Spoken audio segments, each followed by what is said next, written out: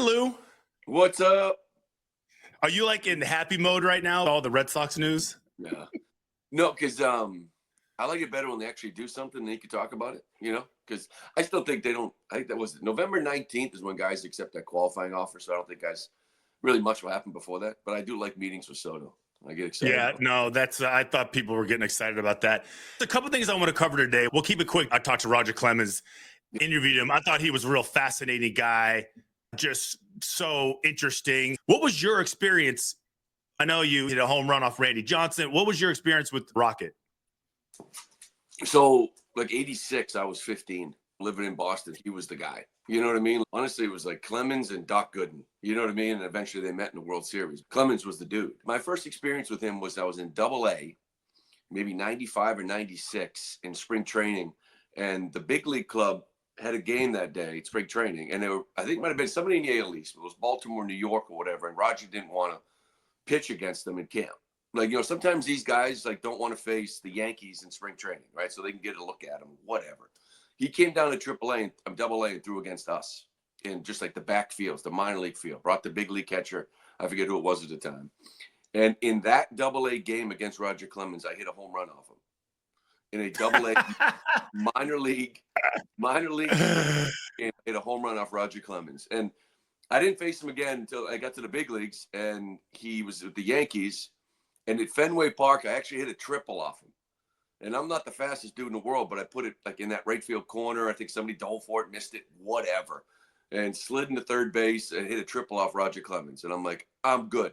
I'm good, But I've always loved that guy. Even today when I see him, I think he's such a fascinating guy. I know that there was obviously issues at the end of his career, the way people Red Sox feel about him, but it's like he should be Pedro. He should be part of Red Sox lore. He should be at Fenway. He should be on the field. It's sad. And I know, some of that is his doing, whatever, and fans, and I get it. But he's awesome, dude. He always treats me with respect. I love being around the guy. I love talking baseball with him. He's a good guy. I didn't know how crazy and challenging his life was. His dad dies when he's at 9. His brother died in Vietnam. He's raised by his mother and his grandmother. He has no money. They're threatening to turn off his electricity, and he's running to school both ways uphill. Yeah. It was like one of those child who wasn't the best player on his high school team or his college team and then he grew 2 inches. It's fabulous. You got to go check it out. Make sure to Coach to Win on YouTube, and make sure you subscribe because, Lou, every time somebody subscribes, an angel gets its wings. That's the other part of it. Here's what I really wanted to talk to you about, because obviously that new Netflix special called The Comeback about the 03 Red Sox. The one thing that stood out to me amongst all 3 episodes was the way Nomar Garciaparra was portrayed. I figured in the short period of time I have you this morning, we could shed some light on it, because they make him look like not a villain, but soft, not part of the team. He's like an outcast. It's weird the way they portray him. And talking to Roger Clemens, I didn't put this in the interview that I put up on YouTube, but he mentioned how the Netflix producers were trying to get him to say things negatively about the Red Sox. He just says, I wasn't taking the cheese. So they're obviously trying to get some sort of attention about that contrast between Nomar, the Red Sox, Tito, Millar, all those guys. Because I know you watched it also. So what did you think of the special? And I actually do have a picture of you. There's a video there of you putting champagne on somebody. I don't know what it is. I'm going to add it in here at some point in time. But I was like, wow, look at that. Look how young Lou looks. I do think that it's funny that Roger says that, because I talked to a couple of the guys, and I think that's one of the takeaways. A lot of the dudes were just like, first off, episode 1 was tough to watch and relive, but episode 2, like the way they dragged him, you know what I mean? Almost like they couldn't have won it without the way they dragged Nomar. Yeah, absolutely. And I think Colin and Nick Barnacle, I think they did a fantastic job, right? Like capturing the emotion of being back there. So it's very entertaining. But a couple of the guys said like there was almost, they were looking for them to admit on camera that they wouldn't have won the World Series if they kept Nomar. You know what I mean? They really wanted to play that angle up. And see, I get like there's guys like say like Schilling and Millar, right? The whole thing with ESPN, but those guys have a different view of Nomar Garciaparra because they play with him in 03, and 04, and there was a different time for him. But a lot of the dudes that play with him in 97, 98, 99 are like, Nomar's really good. Like Nomar was like one of the best players in baseball. Like Nomar in this city was kind of Brady before Brady showed up. You know what I mean? It was like he was your guy. But he was a different bird in 03 and 04. I'll admit that. But they didn't really dive into the reasons. You know what I mean? They kind of glossed over some stuff. I know like Theo was talking about the contract, and the contract's where it all started with the contract in 03, you know, and with them trying to get an extension done. And I know because I was in the living room. You know, we were living together in 03 before I was actually traded to San Diego when his agent, Artelem, came down trying to work out an extension. And it was just, that was the beginning of it. You know, they thought they had a 4-year, $60 million deal. You know, and this is the way I heard it. You know, I know of it because I was actually there in conversations. And it was really more Larry Lucchino, God rest his soul. And I love Larry Lucchino, but he was a businessman more than Theo, because Theo was still young at the time, almost like Larry was handling this. And 460, and I remember the conversation. Listen, Derek is making like 20, A-Rod's making like 25. They're giving you 15. And Nomar was fine with it. And the agent wanted like an $8 million signing bonus for 4 years just to kind of make it like a $17 million value. And I'll never forget it. They were excited. Like we were actually, you know, like toasting tequila, thinking that it was actually done. Well, a couple of days later, we come back after camp. Nobody's on the phone. He's outside in the patio, whatever. He comes in, he's bullshit because it was their first offer, right? But there wasn't even like, they didn't like poo-poo the $8 million signing bonus. They took it off the table.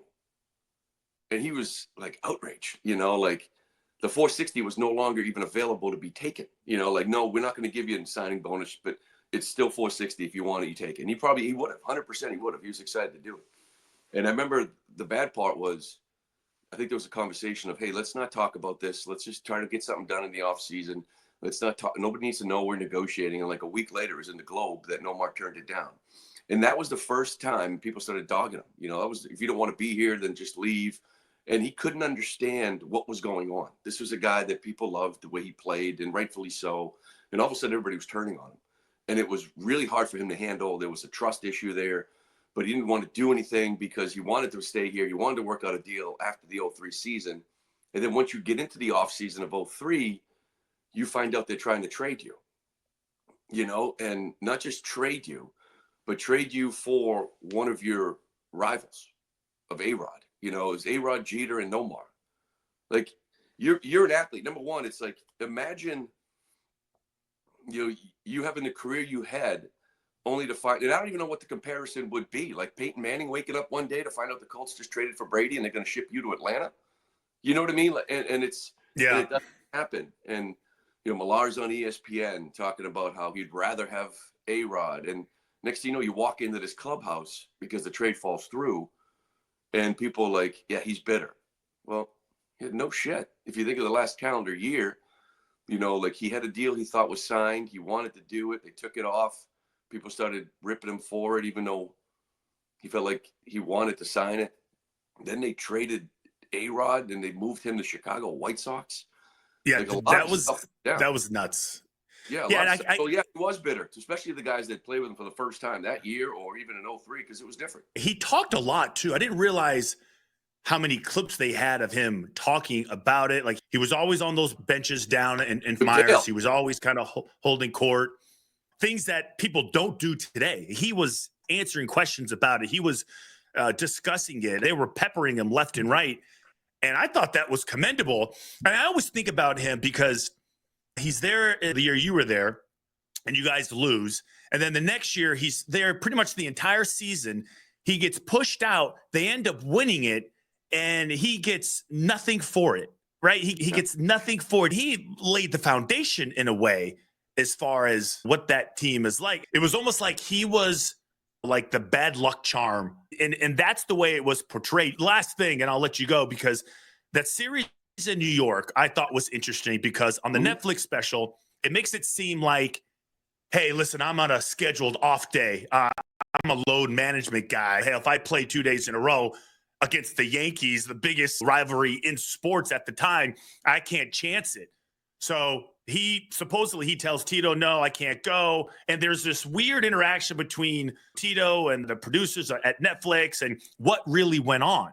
I can't imagine this guy, knowing him more through you than anything, that he would say, no, this is the one I have to rest for. What really happened with that?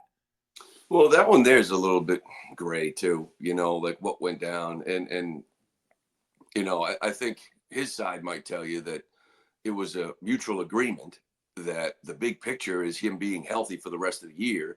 And he was dealing with some issues. And as you know, and people know in baseball, you sit there, like every game is the biggest game in the world to the fans. And manager, and Cora does this now too. It's like, I know sitting Devers right now against the Yankees may not be good, but he needs it. And we're going to benefit the rest of the year because of it, right? He'll be healthy. So I think Nomar's side of it is more of like, it was a mutually agreed upon off day to kind of with the big picture in mind. You're going to sit today no matter what happens. I know it's a big game, but it doesn't matter. I need you healthy for the rest of the season. And this is the way we're going to approach it. And it was just wasn't portrayed that way. It was more of him sitting on the bench, sulking, and while Jeter's running into the stands bleeding. So it's just, like I said, I think it was a bad time for him. I think it's a shame. And Pedroia is the same way, although I think he's revered a little bit more than the way it ended than a guy like Nomar. But you got to get like a certain generation.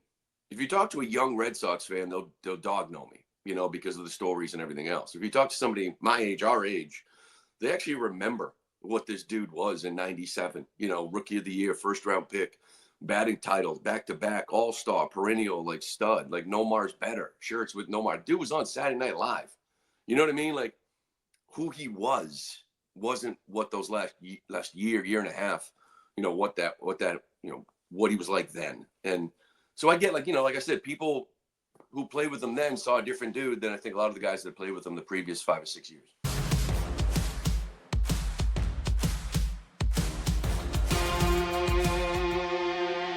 Go get me some knowledge.